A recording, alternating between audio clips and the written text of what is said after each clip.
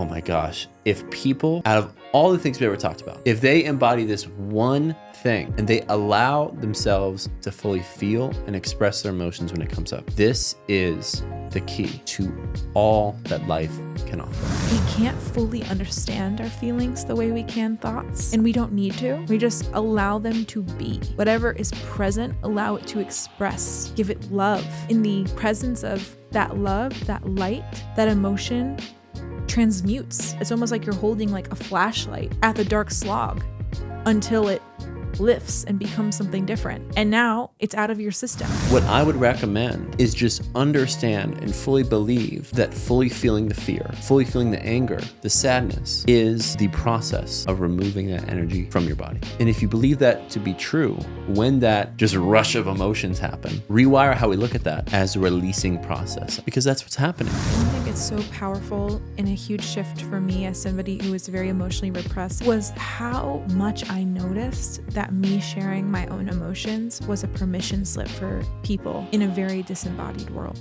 Being the person who is smart, who is very strong, who's capable, but also cries freely is awesome. Like, that's just cool.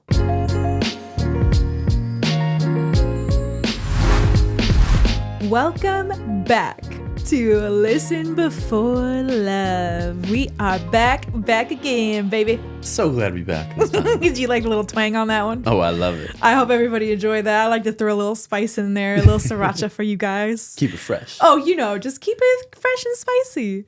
But we are so excited to be here today, and we will be recording a beautiful, loving riff of thoughts off of a DM that we received from a lovely lady. We are going to read the DM, and then we're going to pop the heck off about it, because I have a feeling a lot of people out there need to hear this episode, and I'm very excited. So here is the DM.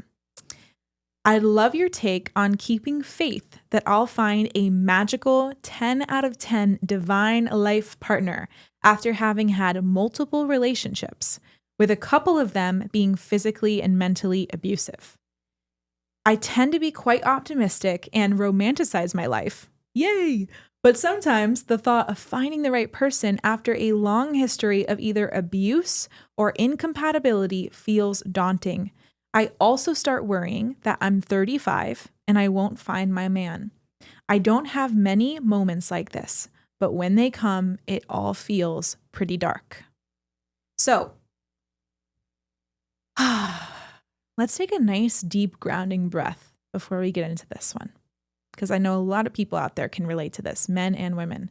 So let's breathe in through the nose.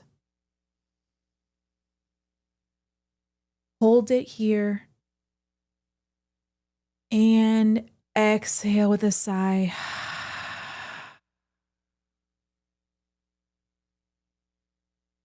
Okay. Let's hop right in. Where does your mind go when you hear this DM, baby? There are so many people in this boat. Yeah. Millions, maybe hundreds of millions of people in this boat right now. Mm-hmm. I think now more than ever, due to the population size, due to just the state of being that dating is in, more people than ever feel this lack of hope around finding their person. Yeah. And it's honestly quite sad. And we are doing everything in our power to make sure that doesn't happen for people. Yeah. To make sure that they can keep the faith, the trust, the hope that that person is out there for them. Good news is, I really believe, I feel like I kind of know that the only problem really is about getting them in the same room.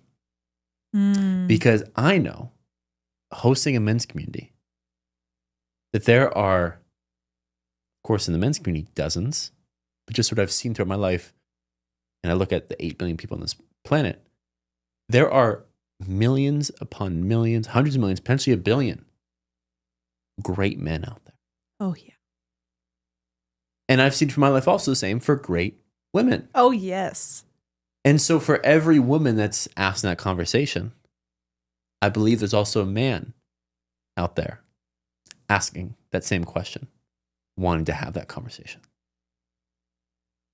And what that means is, if we have, let's say, 1 billion people over here and 1 billion people over here, some of them we're going to be able to put together. And we're going to realize that they're a great match. Yeah. And so I would love today's episode to be talking about how we can instill that faith, that trust, that hope. And also, I think it's going to be very important, the tangible things people can do to actually set themselves up for success in the arena of love. I love that. What comes up for you as I say that? Oh, man. When I read that message, I was just really teleported back to the me of a couple years ago. I had these same thoughts swirling around in my head. I had so many moments where I was on the apps. I was going on second dates that I was not excited about. I've told that story before where like I was so nervous about a second date because I didn't like a guy so much that I was pacing around my friend's apartment like, I don't want to go on the date, guys. I don't want to go on the date. And they're like, Elle, what the frick are you doing? Like, really, can we just sit down and notice that you are going on a date with a guy you are this repulsed by? Why are you doing this? Why are you doing this? And I understand, like deep in my bones, I feel you. When I read these words, I am brought back to a version of myself years ago that wanted to believe in with everything in me that my person was out there, but I wasn't seeing much evidence of it. And so as the days went on and I'd, be home alone at night with my pillow, trying to get some cuddles in with my little pillow and keeping myself warm and drinking my tea and taking my baths and being all in on the self-care and then being like, oh, one day my man will come. I know the phase you're in. I know it so deeply. I know how hard it is. I know it feels so hopeless sometimes. I know sometimes you're living in this world of like positivity and you're on the path. And then for whatever reason, you wake up and at 12 p.m. on a Tuesday, you just start crying because you feel so lonely. And you wonder, why haven't I found my person? I'm doing everything right. I'm putting myself out there. I'm opening my heart. I'm finding joy. I'm following my energy. I have hobbies. I have friends.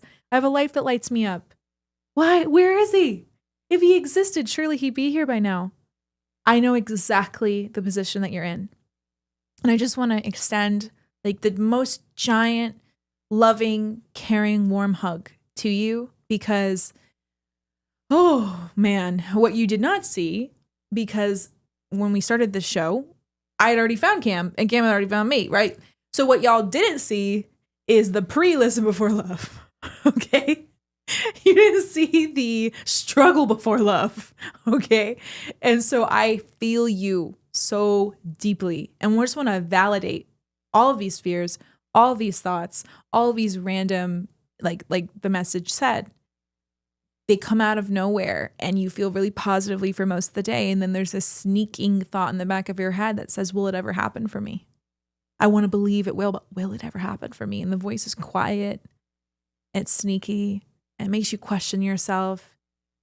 It makes you zoom out and be like, what's all this even for?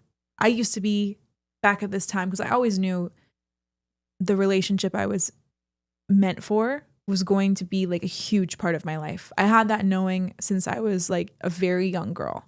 I have mentioned this before, but I had visions of having dinner across from my partner and strategizing about business and helping him like see himself more clearly and activating certain parts of him and, sharing intuition on things. And I had visions about the relationship I have now. But for all of those years where I was in the trial and error of the fire of dating, right? And going on these dates and being like, oh, is this him? And then it was never him. I know how demoralizing that can feel, especially if you're a woman out there who always has felt like you were meant for big love. You were meant to be with a man with a lot of energy who was meant for a big vision in the world that matches your vision, your fire, your energy, your spirit. I was that woman who believed that but didn't see that and would question. And I just want to, in this moment, pour so much love into you, that it's okay to feel the way that you're feeling. Feel it fully.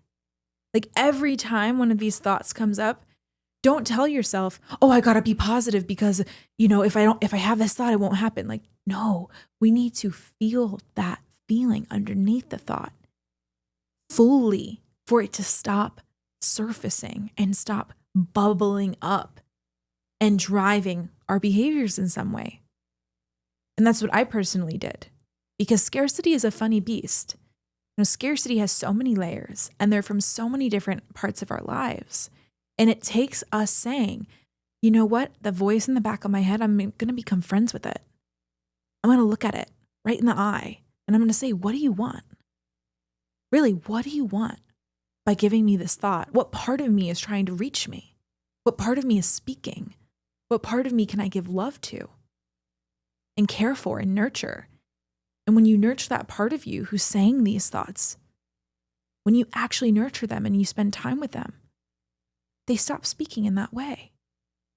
That voice, I know it might sound impossible, that voice will get quieter and change and transform into excitement, into belief, into true belief, and not toxic positivity, not cosplaying for, oh yeah, I believe I'm going to find my, no. Like these aren't empty affirmations. When we actually tend that voice that's coming up and saying these things and look at them and tend them and take a bath and talk out loud and understand them, that's when things actually start to shift. So that's the first place my mind went with this. What came up for you while I was speaking? That was so beautiful, baby. I feel like you're straight up channeling that entire thing. Oh, that was thank you. Amazing. And you touched on something that I was about to say, which is those feelings need to be felt. They do. And I want to paint a picture for everyone listening to this, because if we understand this about our emotions, I tell men this all the time about their anger, about their shame, about their guilt, sadness, whatever it is. For most people, oftentimes, for that energy that turns out to be an emotion, and again, emotions are just energy in motion. Right. That energy must be expressed before it leaves the body. Right. The actual act of leaving the body is the expression fully of that energy, of that emotion. So that being said, I want us to completely recreate the story we feel about those moments when normally we're feeling very excited, we're loving life, we're trusting in the process of life, we're believing and we're knowing that that person or that future is out there for us. But then just all of a sudden, oftentimes it happens when it's not convenient, these emotions come up that put us back in this fear, in this spiral. And if we don't feel those emotions, we feel shame for not feeling them. But when we do feel them, we feel shame for not being perfect. And it's like no matter what, oftentimes we have a judgment, an attachment towards these emotions. And what I would recommend is just understand and fully believe that fully feeling the fear, fully feeling the anger, the sadness is the process of removing that energy from your body, right, from your being. And if you believe that to be true, when that 1 p.m. as you're working, just a rush of emotions happen, of sadness, of a little bit of anger, distrust in the universe, rewire how we look at that as a releasing process of it. Because that's what's happening. That's truly what is happening. Now, it's different if you live in that reality 24/7, but that's not the person we're talking about. The person asking this question is not living that reality where it's 24/7. Right. They're living in a reality where they're generally doing their best, and they can feel the light. They see light in the tunnel. They have more love for themselves than ever before. But these emotions still come up. And so what you said, I think, is absolutely perfect. if people learn to do that, they are dramatically condensing the time it'll take them to find that person.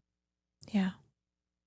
And I want to share something that was very big for me, and maybe someone out there is the same as me. As a woman who took in a lot of stories and conditioning about emotions being bad and weak and embarrassing, and I had to be perfect, and I had to be tough, and I had to be really smart, and I could not be vulnerable because that meant that, like, people are going to see me sweat, and I couldn't have that. That's what I grew up believing, that I had to be this like woman of steel and never ask for help and never shed a tear and never let people into my actual experience. So what did this manifest as? When I was in high school, for example, and now this carried through my entire life, but it was very prevalent in high school, and it's kind of where it started. I would put on a mask that everything was okay. Like, I was bullied by these girls in high school. There's one particular girl who was really bad, and she used to say things to me, like insulting how white I was. Kind of weird, but she'd like call me like a glow stick. Like, it's kind of funny. I'm really white, so like, okay. Now I look at it and I laugh, but she'd be like, "You're so white, I could shake you up and crack you like a glow stick, and you could light up the holes." And I'm like, "What the hell?" And this woman, this is a crazy story, but she used to. This is why I never wear my hair up. She used to threaten cutting my hair off in the hallway. I would have my hair in a ponytail, and she'd say, "One day I'm going to walk up behind you and cut off your ponytail."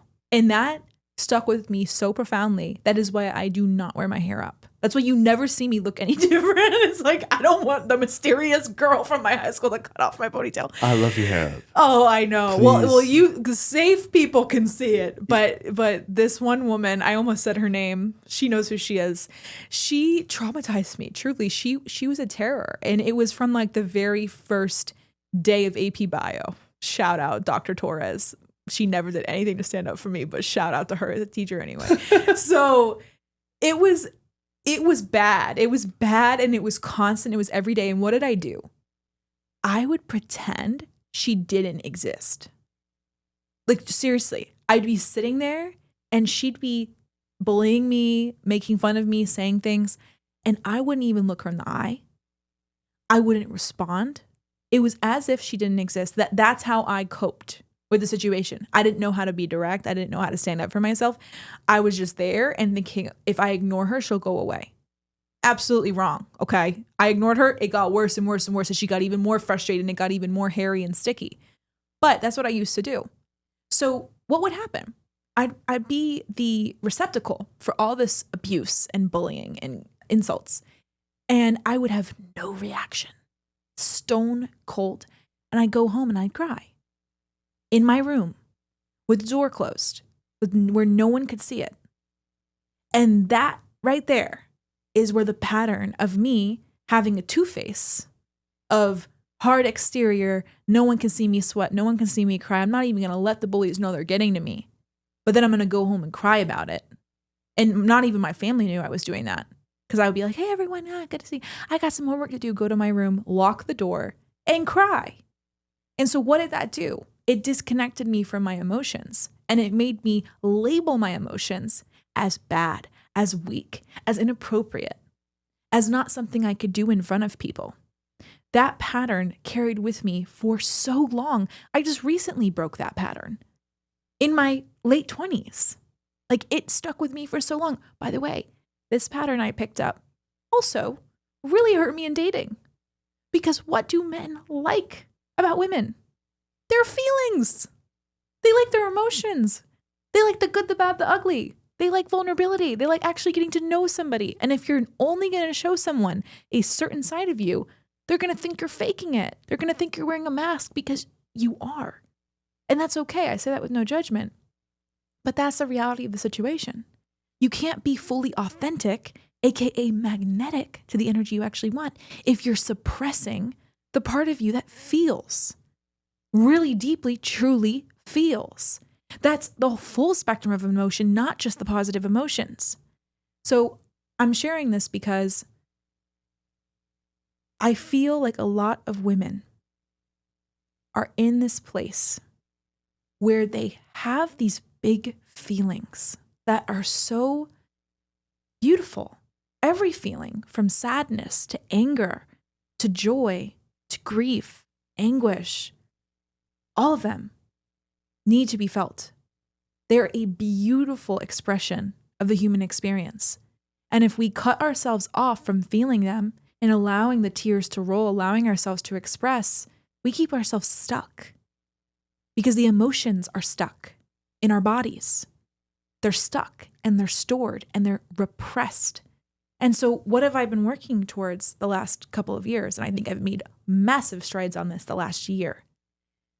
When I have the feeling, I call it an emotional wave. When I have a wave of emotions, I don't need to understand them.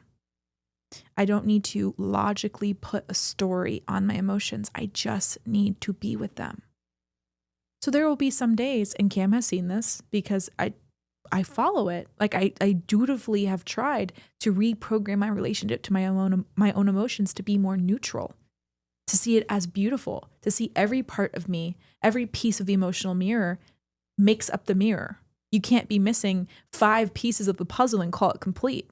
No, the whole human experience is so beautiful and needs to be felt and is waiting to be expressed. So when I wake up some days and I'm feeling melancholy and I'm feeling sad and I feel tears welling up in my eyes, even though I don't know why or it doesn't make logical sense, I cry. It's really that simple. And I know it's like when you're in the place I was years ago with such a disembodiment and such an emotional suppression, you hear that and you're like, oh, well, duh. But it's like, no, but seriously, no matter where you are, even when it's inconvenient, even when you're walking with someone you don't know that well and you start crying, even when you're talking to someone you're dating or you're in a relationship with and you feel a little embarrassed, you got to cry. I'm not saying cry alone in your bathtub. I'm saying cry wherever you are when you feel like crying. That's the unlock. So I just wanted to add color to this because I know there are so many women who are in this state of disembodiment and it's not even conscious. It wasn't conscious for me until I really looked at it and I was like, why am I like this? Why do I have a hard time being seen in certain states? Why do I have a hard time being seen crying, not at my best, not happy, with no makeup on, not looking good in my eyes? Why do I have such a hard time with this? And I discovered where it came from, which was helpful, but not necessary. And then I decided, okay, I get it. I see it. I'm going to cry now. I'm going to cry anytime it comes up. And I feel sitting here today as someone who does that now and who allows my emotions to roll whenever they come. Oh my gosh, everything has gotten so much easier. I feel so much more fluid throughout the day, and my baseline mood is so much higher than it ever was when I was repressing because I don't have these ankle weights, these anchors on my emotional state being held down by all the things I'm not allowing myself to feel. So that was a lot, but someone probably needed to hear that. What came up for you as I was saying that? That I do the exact same. Yeah. And you see it firsthand. Mm-hmm. We are never going to have a year in our life or a decade in our life where every single day, or even like a week, honestly, where every single day we're at 100%. Like we're very loving, joyful people that see, I think for the far majority of things, underlying truth behind it all, which gives us perspective and gratitude oftentimes more than most. But even us, like we still have times where emotions come up and we just have to surrender to them. Yeah. Like literally yesterday. For me, now sometimes these days look like me throwing a little bit of a tantrum. Mm-hmm. It's never aggressive, never throwing furniture, never hurting hell by any means.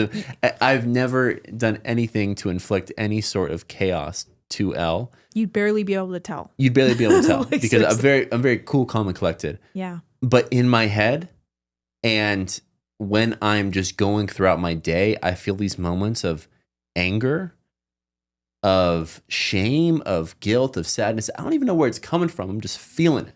Mm-hmm. I have those moments. Then I have moments where, just like yesterday, despite having a very busy day in my schedule, I had to take the first 2/3 of the day off to just lay in bed and do nothing. I'm like, my body needs to rest now.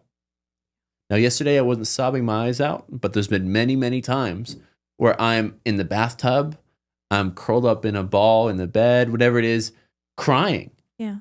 And other times I'm just, I go on runs, I go on walks, I'm just angry. I'm like throwing my hands. We do this one thing when either of us, I'll make sure not to break the microphone as I do this.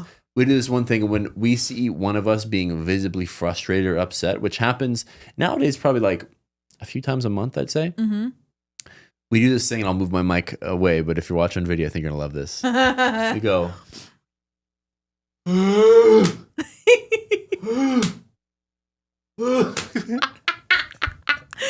We do that like a dozen times. And there's something about that literally allows the emotion just to be felt no matter what it is. If we need to cry, if we're angry, if we're shameful, if sad, everything. It's just something about just letting that happen. We love doing that. I'll come downstairs after like a really long business call or coaching call, whatever it is. Come downstairs and no context. I do it in front of her. Oh, yeah. Because we just we love it. We don't have any type of like, do that in another room. I don't want to sit. No, it's just like we go to each other. I'm like, and then we always join in. We always because it feels so good. Even if you're not the person doing it, we join in. And so, but we've gotten to the point where we fully embrace each other's sadness and anger because we realize, oh my gosh, this is actually very important for whatever's coming next. And let me tell you something. Every single time, even just yesterday, and the many other occurrences that I've had in the past to a very extreme level, the next few hours, and especially the next day, a huge step takes place in personal growth or business growth, right? Spiritual growth, whatever it is. Yeah. It felt as if, like we were talking about before, it felt as if that emotions, those energy in motion that needed to be expressed was releasing out of our body so that we can enter a new timeline, a new vibration, a new state of energy that the world is calling for us in this moment. Yeah.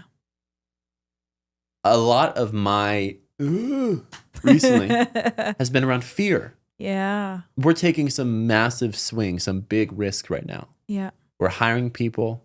We are going all in on business. We are reinvesting everything back into it. Like we are really hitting the paint here. And it's a startup mode, but to a level of confidence and conviction that I have personally never seen before. Yep.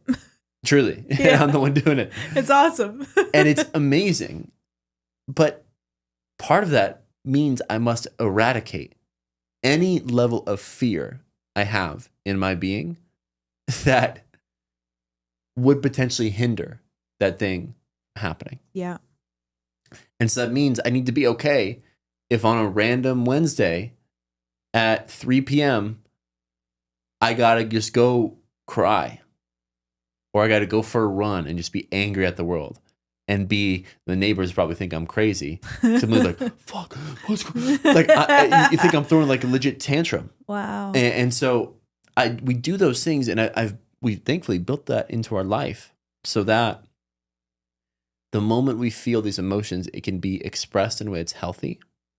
It can be expressed around people that fully love, understand, and are doing everything they possibly can to help guide that emotion.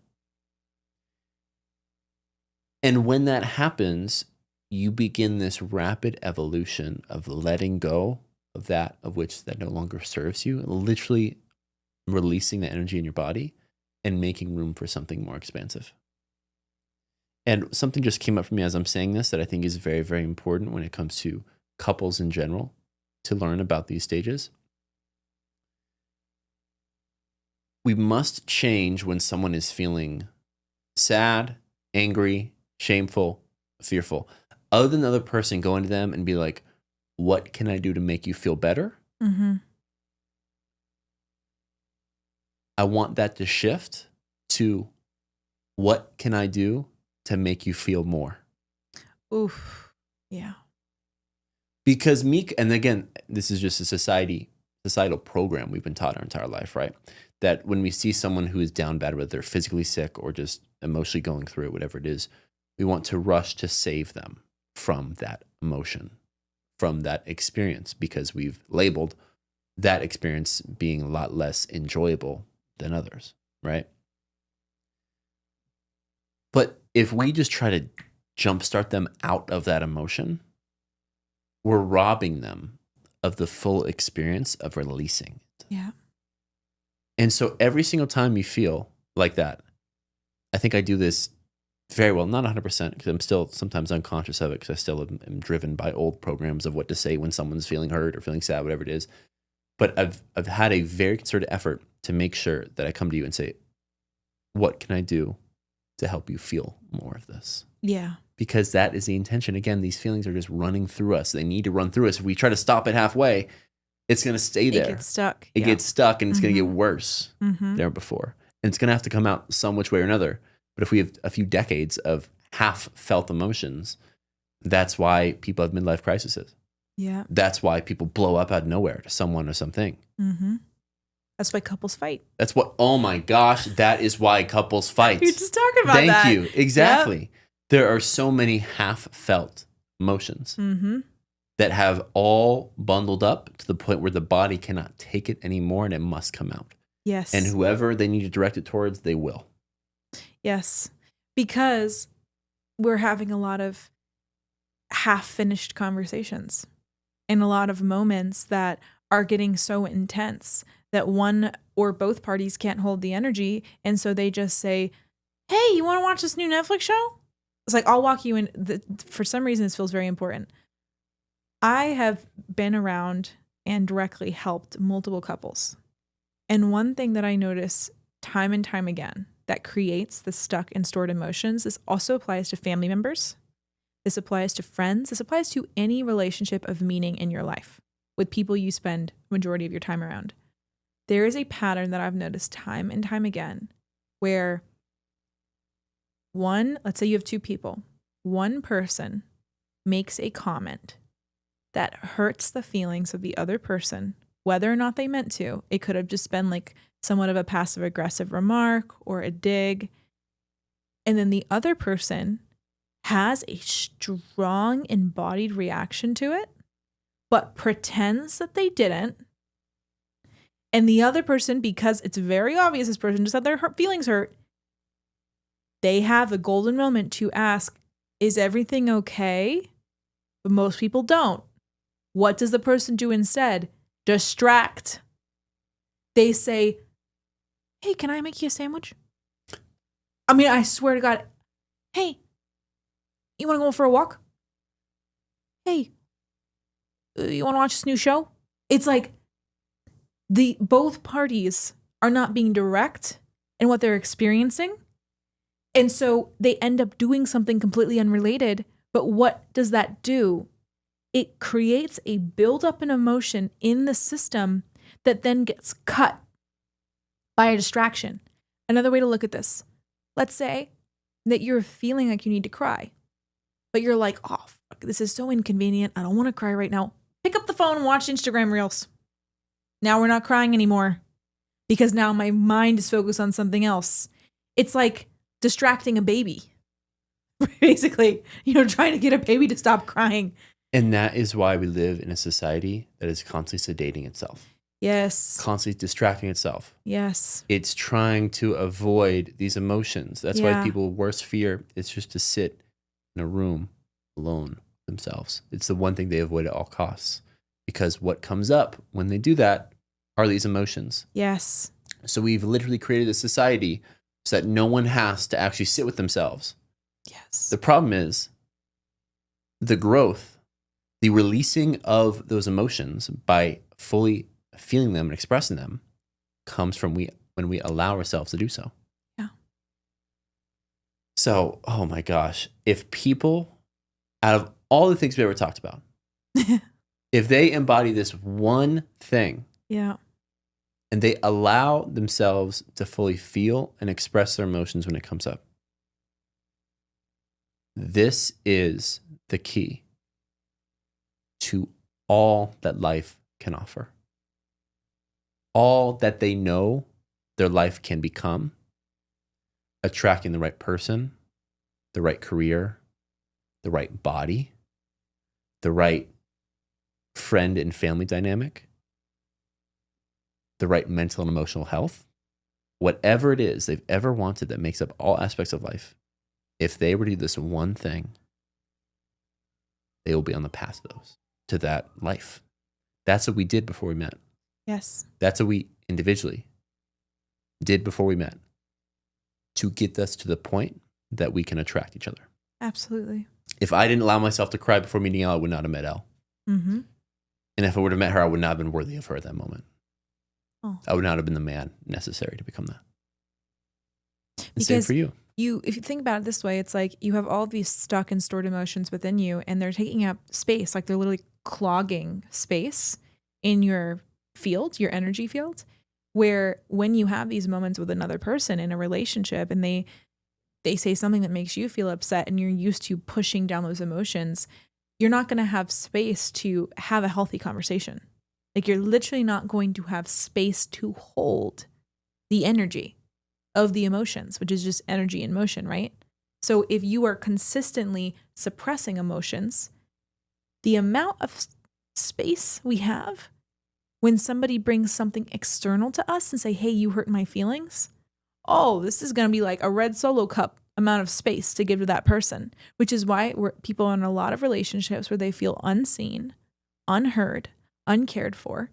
And there's a slow drift that happens until the couple breaks up, or they continue having these suppressed fights where one person says something, the other person gets upset, the other person notices, but they don't have the space or the tools to say, hey, it seems like your energy changed quite a bit there. Did I say something that brought something up in you? That's all it would take. But if you don't have the space in your body because you are suppressed, you are not going to say that because you can't hold their response. Because you can't allow yourself to do that. Exactly. And that's why it starts that way. That's why it's like, yeah, we all want a healthy relationship, but where's the healthy relationship with our own emotions? Where's the healthy relationship with noticing when we cut our own feelings, whether it's sadness, anger, grief, any of it, where we cut them in half, press them down, and then say, hey, I'll think of this another day, or hey, let me pick up TikTok. We need to fix that behavior lovingly. People only treat you to the same level you treat yourself. This is why people that continually have abusive relationships will always have abusive relationships until they begin to treat themselves better than that. Mm-hmm. You only attract abusers externally when you're abusing yourself within here. That's a very hard pill to swallow. But when we fully believe that to be true and see that to be true in objective reality, when we have that in our awareness, that is a moment we can change. Yeah.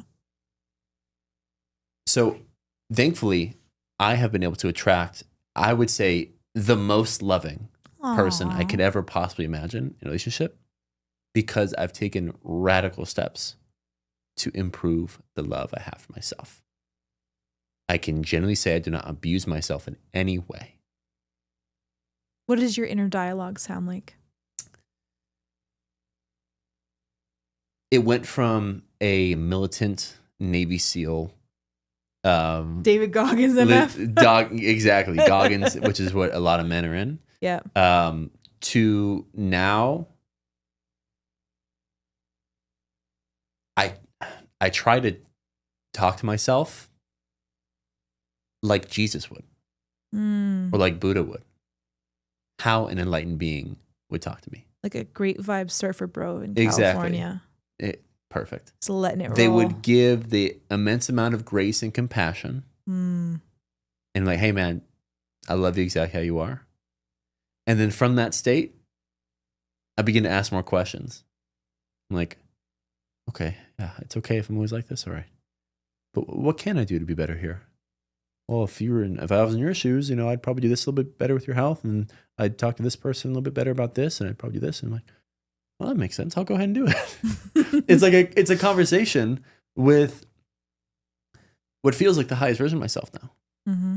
The omnipresent, omni-loving being that just wants what's best for me and completely understands who I am now and completely embraces who I am now. And it took, my entire life to get here. It's a very, very new thing for me. But with this relationship I now have with myself, number one, I can't go back. I will never go back. Right. But with this relationship with myself, this is what has allowed us to just have a rapid level of growth in all aspects of life. Yeah. Because I have this teammate, this other voice in my head, giving me guidance, this benevolent, enlightened coach, it feels, telling me the next steps. And I'm like, I'm going to listen.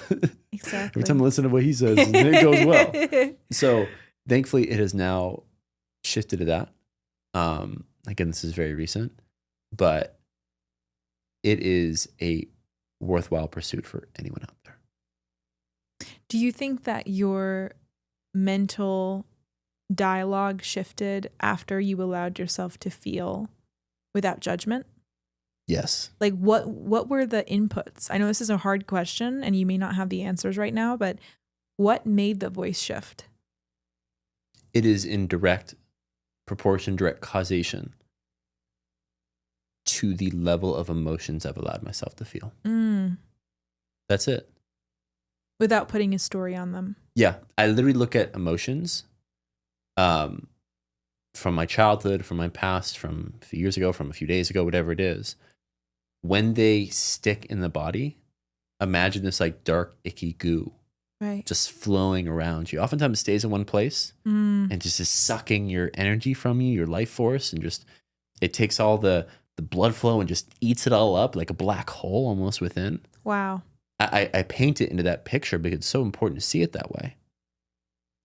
And that is the thing that is the other voice in your head. That is that militant Navy SEAL commander. The unfelt emotions create that voice. Correct. It's the darkness within. Yeah. Wow. So being able to understand that the darkness within that voice that's always been an asshole to you your entire life isn't actually you and doesn't need to be in your beingness the rest of your life. And there are tangible steps one can take to lessen that voice day by day, incrementally. Once you understand that to be true, that's the most empowering feeling of your entire life. And then you begin to look forward to the times you cry or you get angry, you get sad because you're realizing, well, this is only happening because I'm literally ridding the darkness from my body. So once you're there, the game completely changes. Yeah. And I think one thing it's so powerful and a huge shift for me as somebody who is very emotionally repressed, and so was Cam. You would say so. Oh, yeah. Right. Was how much I noticed that me sharing my own emotions was a permission slip for people in a very disembodied world. You know, being the person who is smart, who is very strong, who's capable, but also cries freely is awesome. Like, that's just cool. You know, like we contain multitudes and we contain so many emotions that run the gamut, and expressing those feelings when we have them, there's almost like a divine reason why we have feelings in the moments that we do, and we don't understand. Like, feelings don't speak to us the way thoughts do, right? They're just embodied. They're in the system. But I've had so many moments where me crying in front of somebody, and sometimes it's Cam, but sometimes it's like someone on the walk, moves them. Like, it really moves them. And they say, I'll never forget when you told me that story and you cried in front of me. I remember this one time I told a story, this is maybe like 6 months ago, about one of my past relationships, because I was talking to a girl who had an abusive relationship past. And I told her about that one relationship I had that was not healthy. And I was just like embarrassed, you know, as I was telling the story, and I was remembering some of the moments, and I just cried. And she was like stunned, you know, I could see in her face, and she's like, oh my gosh, like, I've never seen you cry. Like, I didn't think you did cry. Like, literally, she said that. And she was like very stunned. She's like, thank you for showing me that side of you, because I see you as this strong, powerful woman who gets up and does this speech every week and is always in a good mood and always happy and always has a lot of energy. And I don't get to see that side of you up until this moment. And it feels like an honor to see it. And she even sent me a DM afterwards, like, again, thanking me for that moment because we were able to actually share a different level of space together, a space that honored what we were actually feeling in the moment and not so much in the head, so much in the story, so much in the thoughts or the analysis from the therapy or whatever it is, right? We were just there. We were just feeling the words, feeling the moment. And I've noticed that it's one small example. Every single time I allow myself to do that, everything opens up for me. Like I feel at this point, I am meant to be someone who shows this. I am meant to be a woman who contains all these multitudes where, yeah, I can get on stage and give a speech and then the next second cry while holding the mic. I'm meant to be this unpredictable storm of authenticity and like allow whatever is there to come through. So that's another thing I want to add is we can't fully understand our feelings the way we can thoughts. And we don't need to. We just allow them to be. Whatever is present, allow it to express. Give it a moment. Give it presence. Give it love. And in the presence of that love, that light, that emotion transmutes. It literally changes. It's almost like you're holding like a flashlight at the dark slog until it lifts and becomes something different. And now it's out of your system. So I've just been loving this new chapter and journey of feeling fully because it moves people. It gives them permission. It gives them a portal to their own emotions or something that maybe they repressed from a decade ago. I mean, it's magical how emotions move people the way they do. So you never know how your emotion might impact people beyond you. And that's when it gets super cool. That's amazing. I've done the best I possibly can for every retreat, every men's circle, every walk with a good friend. Yeah. To show as much emotion as I possibly can. Which is so counterintuitive to everything we've been taught. But multiple times on retreats, the moment oftentimes myself or someone else, but myself cries, there's a new level of depth that everyone is now willing to go to. Wow. Because once someone goes there, it gives permission for everyone else to go there. Exactly. So what if you can be that person for your family, for your friends, for your colleagues, whatever it may be? Because once one person opens that door, yeah, you will be surprised of the rush of energy that has been yearning inside the souls of every other person we come in contact with to come out, will find their way through. Absolutely. So for us, we know we're here to lead from the front. Yeah. We're here to be incredibly authentic, be very vulnerable, to share the ups and downs, the good, bad, the ugly, the wins and losses, all that. Because we're handing a permission slip to everyone else to be able to do the same. Yeah. That we can finally take off that mask that we've been told we must need to function in a certain environment, to work this job or to be in this friend group or around this family member at dinner, whatever it is. We're here to give you that permission slip. Because it's time to be human again. It's time to realize that a huge part of this human experience is emotions. Yeah. And we don't have to act like that's not the case anymore. Yeah. So. Or prioritize logic over feelings, yeah. Which is why there's so many people in like these lifeless relationships. Oh my God, everywhere we go, I feel like we look around restaurants and it's like, these couples don't even look like they like each other. What is this? A bunch of walking checklists saying, oh, I want to be with this person because I got everything on my list. It's like, ew, where's the feeling? Where's the passion? We need to be connected to the feeling again in order to actually feel that in communion with another person. That is why the world is where it is. Yep. Strictly in the mind. Yeah. No logic. I'm sorry. It's all logic, no feeling. Yeah. If everyone just genuinely did what felt right on an individual level and collective level, we would not have what we have now. Yeah. And so we are now building a new reality in which people lead with their feeling, trust their gut intuition. And that is how we're going to build a better future, build a new world.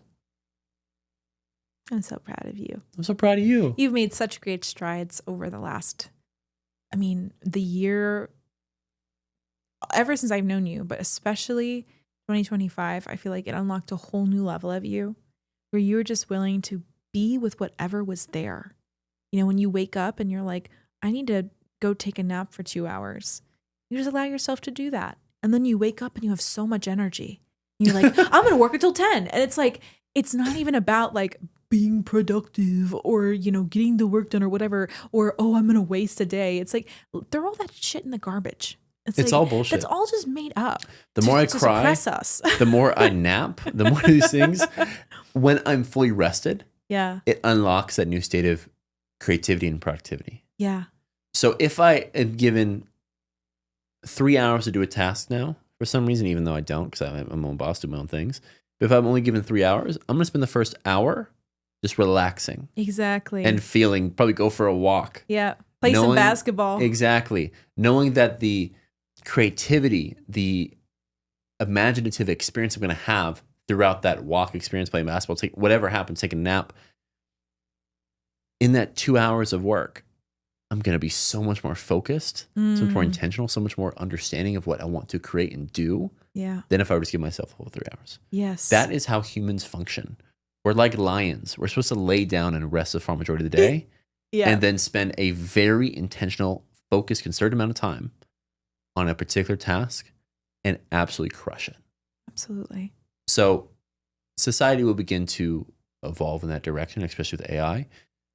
And I'm really glad to see that we're on the forefront of this, of making sure that we're giving people the permission slip to adopt this new world that feels more human. Yeah. And it's amazing. Maybe we could go down this rabbit hole, but as someone who worked at Meta for 7 years and really got out of sync with my own energy and suppressed so many emotions, I've told these stories before about how we had a restroom called like the crying bathroom, and all of the female sales reps, when they would get off calls and be like on their periods, which like no one knew, right? Because like we don't talk about, you know, bodily functions that every woman has for 7+ days out of every month, even though they're working Monday through Friday. No one talks about it. It's taboo, right?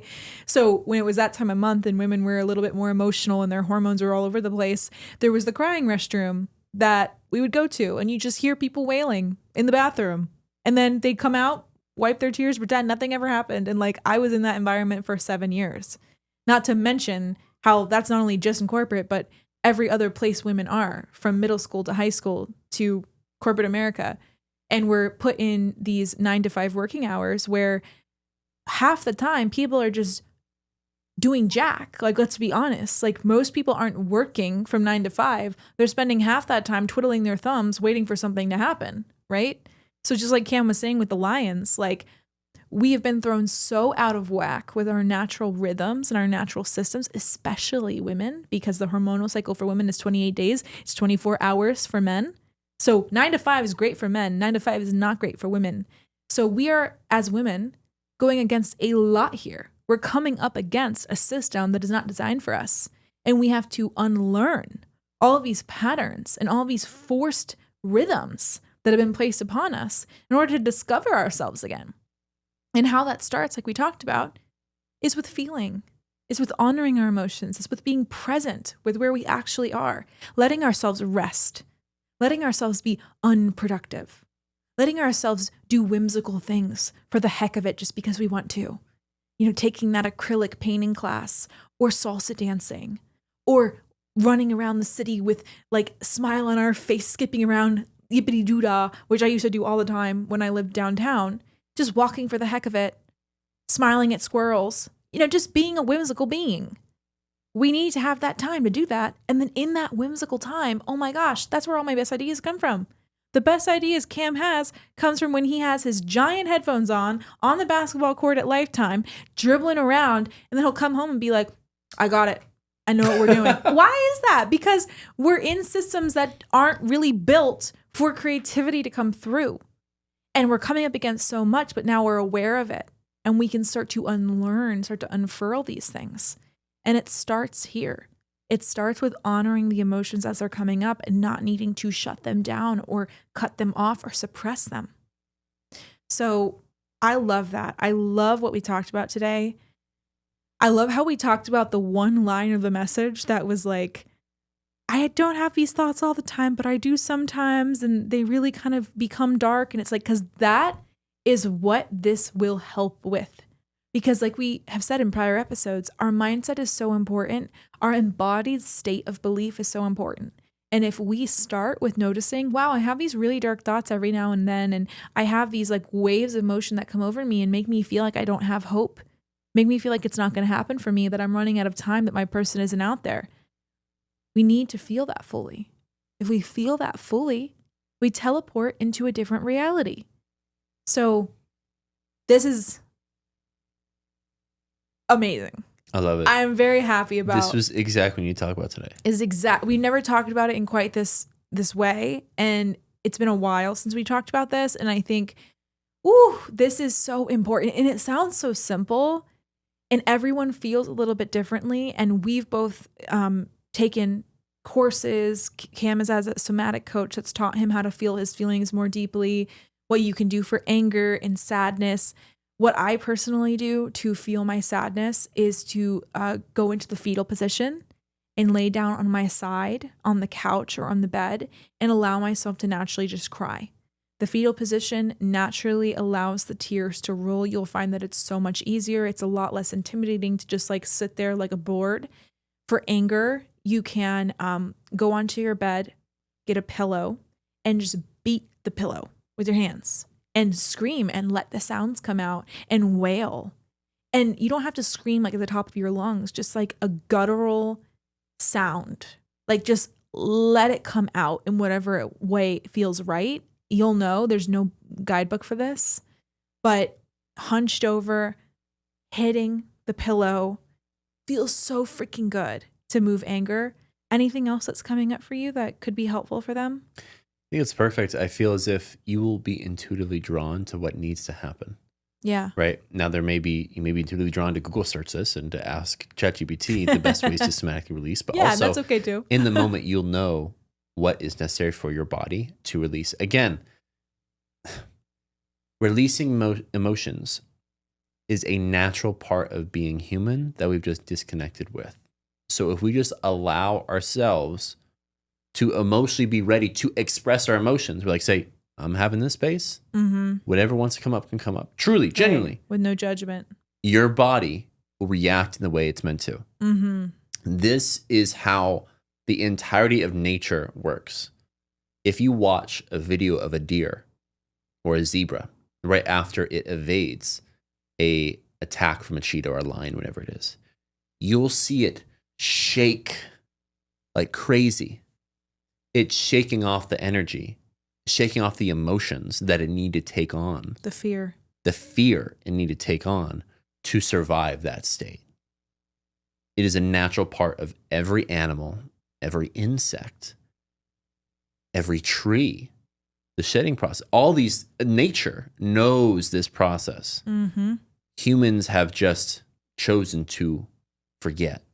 Yeah. So simply by giving yourself the space to feel again and truly giving yourself permission slip, which is big. You need to genuinely be like, I'm okay with whatever comes up right now. When you are there, the universe will present you with exactly what you're ready to feel or what you're ready to know to help you feel. Whatever it is, it'll be there for you. So this is, again, the number one thing we could ever teach. So immensely grateful that we talked about this today. I love it. I love it. Well, that's a good place for us to wrap up because I know this one had a lot of emotion in it for good because that's exactly what we talked about. And if anything came up for you, just be gentle with yourself. Allow yourself to relax, to sink into whatever is coming up for you. You go on a nice walk and don't have any headphones or music. Just kind of walk and feel your body, or go on a nice drive without music and just feel in the silence, or a nice bath or shower where you can just connect with the water and feel your body, feel the sensations. Anything that makes you feel present and connected and off your technology and devices would be a really good way to integrate what we talked about in this one, because it might sound simple, but it really is the key. And this is not easy. Sitting with your emotions, no matter what they are, because we haven't been taught how to, and no one really talks about this side of the world. Like, people say, oh yeah, emotional intelligence is important, all this, but no one actually says, like, okay, the judgment is holding us back. The emotions are being stuck in our body because we're not feeling them. The repression and suppression, how the environment has influenced how we're even doing this. Why are we not conscious of the fact that we're doing this, right? It's a big conversation. And when I started learning this, I was like angry, to be honest. Like, I was really pissed off about this, especially as a woman who has basically had to grind my teeth and change the way that I'm naturally meant to show up in the world to fit into a system that wasn't built for me. And so I feel the pain here, and I feel the energy in this topic. But on the other side of that anger and that pissed offness is so amazing. Like, truly on the other side of that is why I am so happy most of the time. Like, yeah, I have my emotions and I feel them fully, but 98% of the time I'm living on cloud nine and I'm living in heaven because I felt it all. And I want you to be there too. And you can be there and you will be there. The more we feel these emotions, the more we return to a natural state of peace, love, and joy. Yep. Every emotion felt, every piece of darkness shed returns us back to our natural state. Yep. And so we've gotten to a level where, not saying everything has been eradicated by any means. Right. Always more to go. We always have more to go. But we're at a state in which, number one, we actually have completely rewritten the story around expressing these emotions. So it's not like it's some terrible thing that we really have to do as like a chore checklist by any means. Like, when we see it, we don't feel any type of way about it. We embrace it fully, which is great. That happens with experience. It'll happen to everyone with experience. But we've really hit this point where we've shed so much that so much of what used to offend us, so much of what used to trigger us and set us off just doesn't exist anymore. Right. And a byproduct of that no longer existing is a life that literally feels pretty much like heaven on earth. Exactly. Where you have a natural state of gratitude towards a far, far, far majority of everything we see and feel. We have no judgment for ourselves. Those moments where we're like, oh shit, I wish this would have happened this way. We've hit this point where it literally feels like the universe is working in our favor. Right. Whether it actually is or not, we adopted that mindset so that every day we see the beauty in that day. Yeah. And when you do that to the fullest extent, it feels like this is what heaven's supposed to be. And I genuinely feel as if this is the natural state of the human condition. We're not meant to suffer to levels of which we are currently. Yeah. And thankfully, we've just learned through trial and error how to get to a point where the far, far majority of things that used to piss us off, used to drive us crazy, they used to make us super insecure and sad and all the above, we've been able to eradicate by shedding that darkness. It's like feeling it will set you free from it. That's really what it comes down to. So true. So again, just immensely grateful we talked about this today. I love that. I love that. Well, thank you for being here. Take care of yourself after this one. We know that this was a big topic. And if you really listen to this and absorb what we're saying, this will be a huge unlock for you. Of all of our episodes, like this, what we talked about in this one, even though it might sound simple on the outside, if you take this seriously and even just create more space in your day, this can be kind of your takeaway. Start with 5-10 minutes, whatever you can handle, of space in your day. Just space to be without your devices, without any sound, just in your own energy, and watch what happens. Because I promise you, these emotions that have been half felt through your life will start to come up. And if you can adopt the mindset of neutrality, you can adopt the mindset of these emotions, feeling them fully is an opportunity. It will make me feel lighter. I have an opportunity to close the loop on a bunch of open emotions that I've collected throughout my entire life. And I have an opportunity to build heaven on earth for myself and just being here present in this moment. You will notice shifts if you just do that one thing. And you start with 5 minutes, then you build to 10 minutes, then you build to 20, to 30, to an hour. And by the way, this is a form of meditation. Sitting with yourself and your own energy with no distractions is meditation. It doesn't have to be with your eyes closed, sitting up against a wall. In fact, for me, my meditation is being in the world. Can's meditation is playing basketball. Our meditation looks very different than what you see, in the statues of dudes sitting with their legs crossed. And this space that we're creating in our day for our feelings to come up, for our subconscious mind to reveal itself, is so powerful. And it has the keys to our next level in life and in love. So I'm sending you so much love your way. Thank you for being here with us. If you made it through this whole one, man, you are amazing. Like, you're truly incredible. And you were meant to hear this. You were meant to hear this. And you were meant to be given this code, this next step to your journey. And we're so grateful for you. So thank you for being here. If anything comes up during this time, if you notice anything, if you have any questions, if there's any part 2 that would really help you, please reach out to us.